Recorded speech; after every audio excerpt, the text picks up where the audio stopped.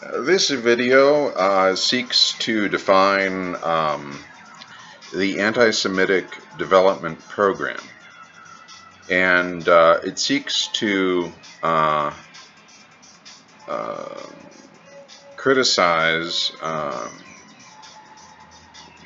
German history in the 20th century along the following lines. The fundamental operating component of Judaism is the myth of the voluntary. And in fact, the myth of voluntary conversion to Judaism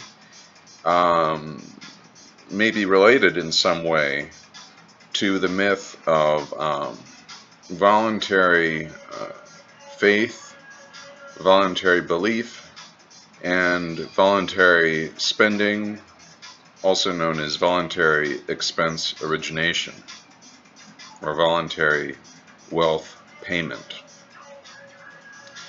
Now, my view is that this myth is contradicted by the fact of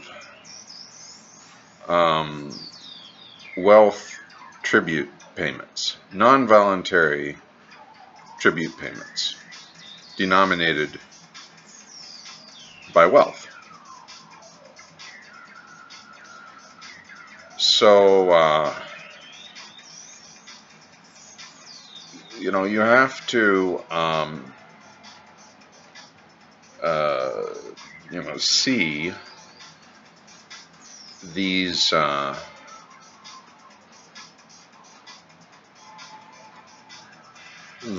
these ostensibly or superficially or as advertised voluntary systems as coercive. And the principle in anti-Semitic development is that the myth of the voluntary should be used against the Jews, just as the Jews use or are forced to use the myth of voluntary wealth payments against their victims. So, the problem with Hitlerite anti-Semitism is that there is no choice. There is only a unity of anti-Semitism in Hitlerite anti-Semitism. And moreover, there is no concept of non-interference. Now, where does this concept of non-interference come from? It comes from the market. It comes from the voluntary wealth payment system. I have $1.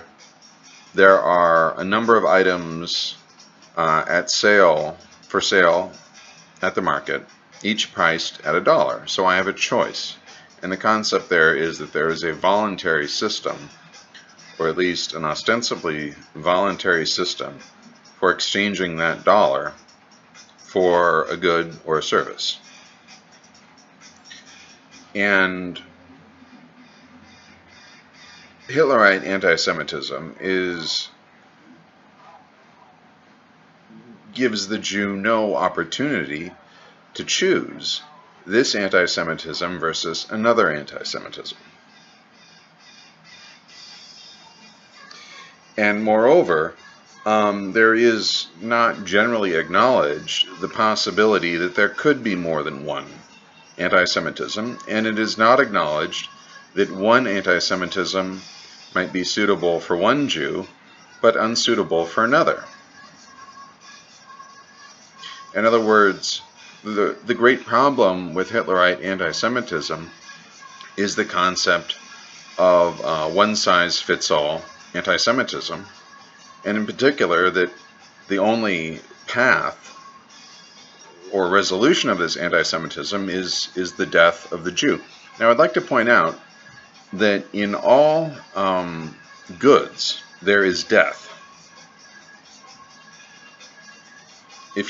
Doesn't matter what happens, if you keep using a good, paying for the same good day after day after day, you will die.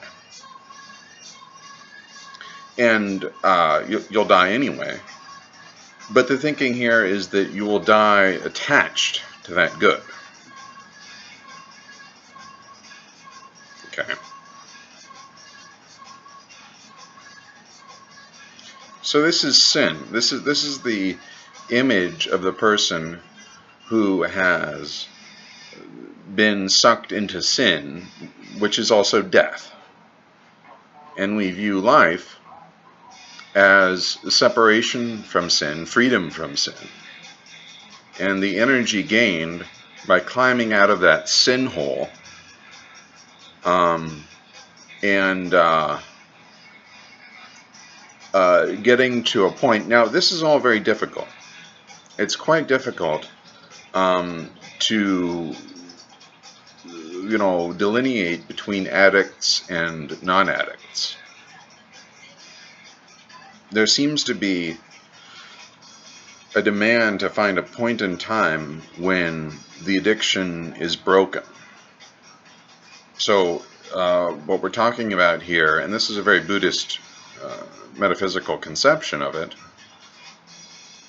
that what we're observing is the formation and breaking of addiction.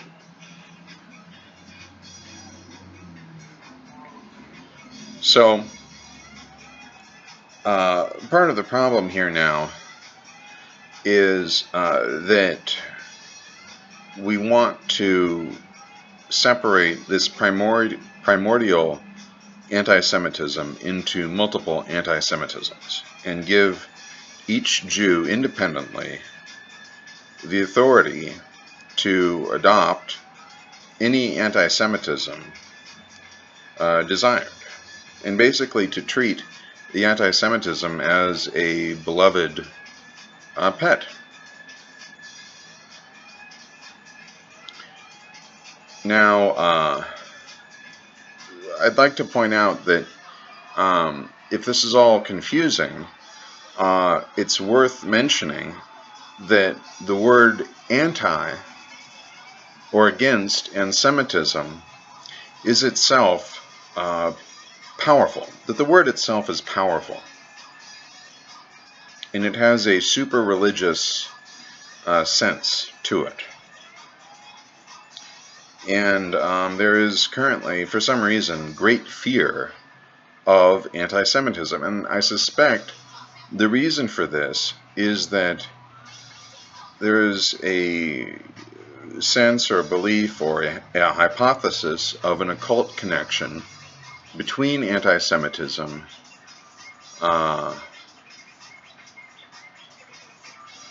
or rather a occult component to anti-Semitism. And in fact, part of the problem here is defining anti-Semitism in a way that I would say either sort of accelerates the performance of any individual Jew, but I think the image, rather, I would rather use a metaphor now, and think of anti-Semitism is to the Jew as the automobile is to the driver.